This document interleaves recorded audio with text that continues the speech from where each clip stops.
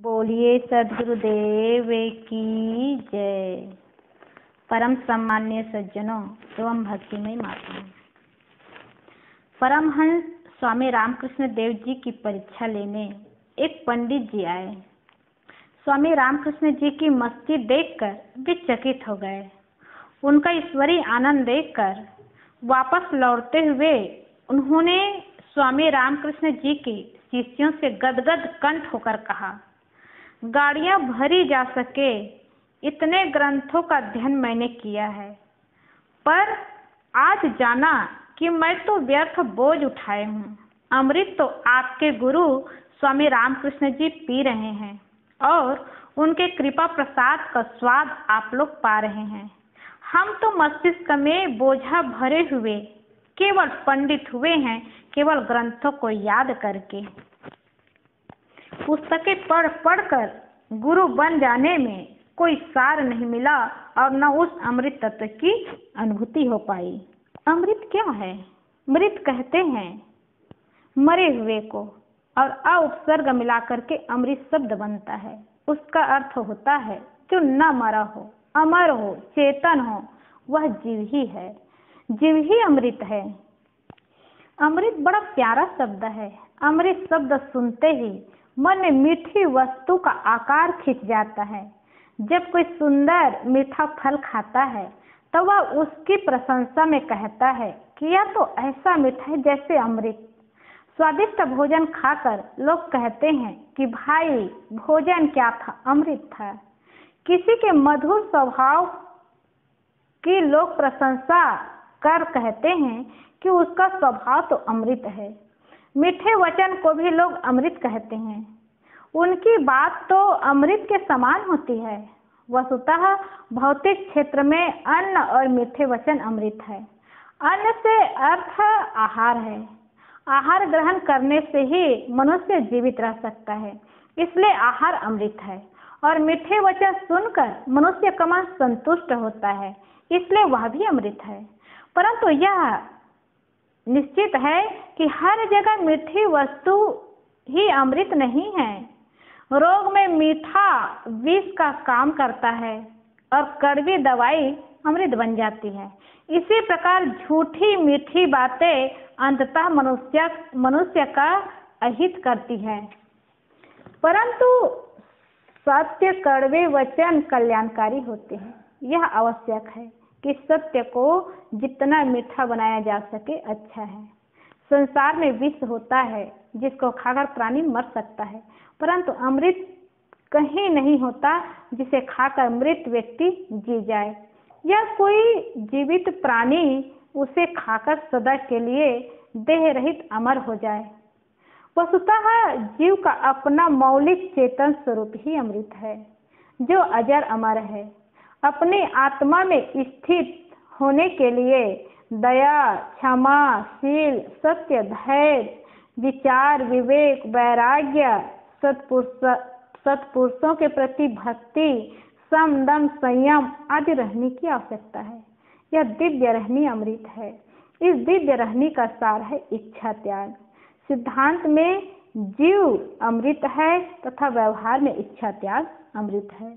इसलिए तो सदगुरु कबीर ने कहा है, अमृत वस्तु जाने नहीं मगन भया सब लोग। कहीं कबीर कामो नहीं जीव ही मरण न हो। कामना का त्याग और जीव की अमरता यही अमृत है। जीव स्वभावतः अमर है। उसकी अमरता के लिए कुछ करना नहीं है, करना है कामना का त्याग। कामना का त्याग कर देने के बाद व्यक्ति का व्यक्तित्व अमृत हो जाता है। गुरु संतों के सारे उपदेश मानो इसी एक ही बात के लिए हैं कि कामनाओं का त्याग करें। स्वरूप स्थिति की रहनी इसी एक ही बात में समाई है कि मनुष्य इच्छाओं से मुक्त हो। जिसने संसार के भोगों की इच्छाएं छोड़ दी है उसे क्या बंधन। विशाल देव ने कहा है, जो इच्छा छोड़े फिरे तही को कहिलीन। जो इच्छाओं को त्याग कर विचरण करता एवं संसार में रहता है, उसको बंधनों में बांधने की क्षमता किसे है? हमारी इच्छाएं ही हमें बांधती है। धन की इच्छा दरिद्रता का बोध कराती है। सम्मान की इच्छा अपमान का बोध कराती है। सुख की इच्छा दुख का बोध कराती है। तात्पर्य यह है कि हमारे मन की इच्छाएं ही हमारे मन में अभाव, असंतोष एवं कमी का अनुभव कराती है। हम मन से सारी इच्छाएं निकाल दें तब अपने अमृत स्वरूप का हमें अनुभव होगा। अतः इच्छा ही विष है और इच्छा त्याग ही अमृत है। सारे आध्यात्मिक उपदेशों का यही निष्कर्ष है कि इच्छाओं का त्याग करें। जो इच्छाओं के त्यागी होते हैं वह सबको प्यारा होता है। इच्छाओं का त्याग करने वाला किसी से विवाद कर ही नहीं सकता। जब कुछ चाहिए ही नहीं तो किसी से झगड़ा कैसा। इच्छाओं का त्याग कर देने से भीतर का झगड़ा समाप्त हो जाता है और बाहर का भी झगड़ा समाप्त हो जाता है। इच्छा त्यागी का मन शांत होता है, उससे बाहरी किसी आदमी से बैर विरोध नहीं रहता। सदगुरु ने हमारे लिए अमृत इसी बात और इसी व्यवहार और इसी सिद्धांत को बताए हैं। इसलिए इच्छा त्याग जीवन जीने वाले जैसी परिस्थिति आती है अपनी मनोस्थिति वैसे ही बना लेते हैं। एक बार गुरु से शिष्य ने कहा, गुरुदेव, एक व्यक्ति ने आश्रम के लिए गाय भेंट की है। गुरु ने कहा, अच्छा हुआ, दूध पीने को मिलेगा। एक सप्ताह बाद शिष्य ने गुरु से आकर कहा, गुरुजी, जिस व्यक्ति ने गाय दी थी वह आज अपनी गाय वापस ले गया। गुरु ने कहा, अच्छा हुआ, गोबर उठाने के झंझट से मुक्ति मिली। ऐसा व्यक्ति जो हर हाल में राजी हो उसे कोई दुख कभी दुखी नहीं कर सकता। परिस्थिति बदले तो अपनी मनोस्थिति बदल ले, बस दुख सुख में बदल जाएगा। दुख सुख आखिर दोनों मन का ही तो समीकरण है।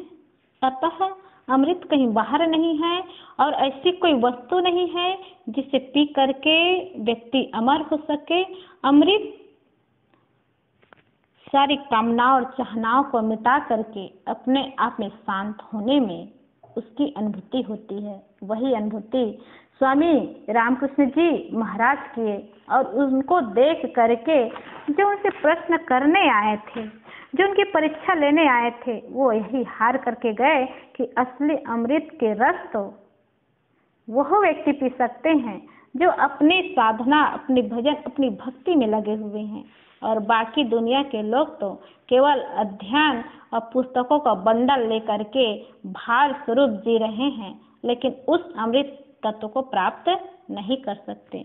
तो अमृत या अमरता कहीं बाहर नहीं है, हमारे मन का शांत होना, अपनी आत्मा में स्थित होना ही अमृत है।